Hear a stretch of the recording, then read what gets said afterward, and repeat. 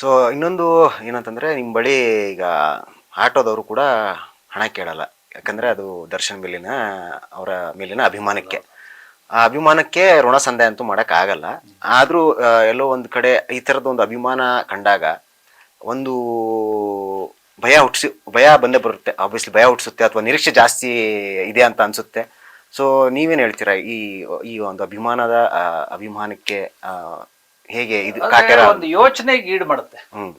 ಈಗ ಒಬ್ಬ auto driver ನನ್ನ ಹತ್ರ ಹಣ ಪಡೀಲಿಲ್ಲ, ಅವನ್ ಬಾಯಲ್ಲಿ ಬಂದಿದ್ದು ಒಂದೇ ಚೆನ್ನಾಗಿ ಬರೀರಿ ಸರ್ ಅಂತ.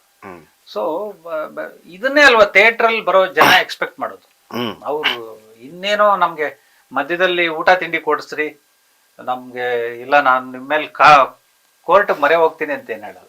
ನಾನು ಏನ್ ದುಡ್ಡು ಕೊಡ್ತೀನಿ ಅದು ಕರೆಕ್ಟ್ ಆಗಿರೋ ನಾನ್ ಎಕ್ಸ್ಪೆಕ್ಟ್ ಮಾಡ್ಕೊಂಡು ಬಂದಿರೋ ಅಂತ ಸಿನಿಮಾನ ನೀವ್ ಇಟ್ಟಿರೋ ಟೈಟ್ಲ್ಗೆ ನೀವ್ ಹೇಳ್ಕೊಂಡಿರೋದಕ್ಕೆ ನಾವು ಬರ್ತೀವಿ.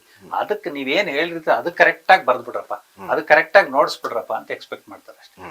ಮತ್ತೆ ಆಫ್ಟರ್ ಕೋವಿಡ್ ತುಂಬಾ ಸ್ಪರ್ಧೆ, ತುಂಬಾ ಮೊದ್ಲಾದ್ರೆ ನಡ್ಕೊಂಡು ಸ್ಪರ್ಧೆ ಐತಿ, ಇವತ್ತು ಓಡ್ತಾ ಇದೆ.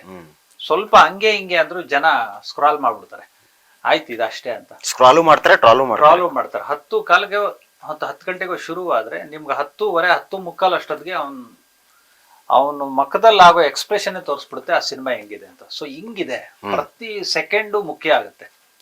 ಅದು ಎಡಿಟಿಂಗ್ ಟೇಬಲ್ ಅಲ್ಲಿ ಡೈರೆಕ್ಟ್ರು ಎಡಿಟ್ರು ಮಾಡೋ ಕೆಲಸ.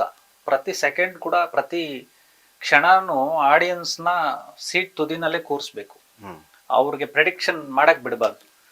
ಸೊ ಅವ್ನ್ ಪ್ರೆಡಿಕ್ಟ್ ಮಾಡ್ಬಿಟ್ಟ ಅಂದ್ರೆ ಸಿನಿಮಾ ತುಂಬಾ ಕಷ್ಟ.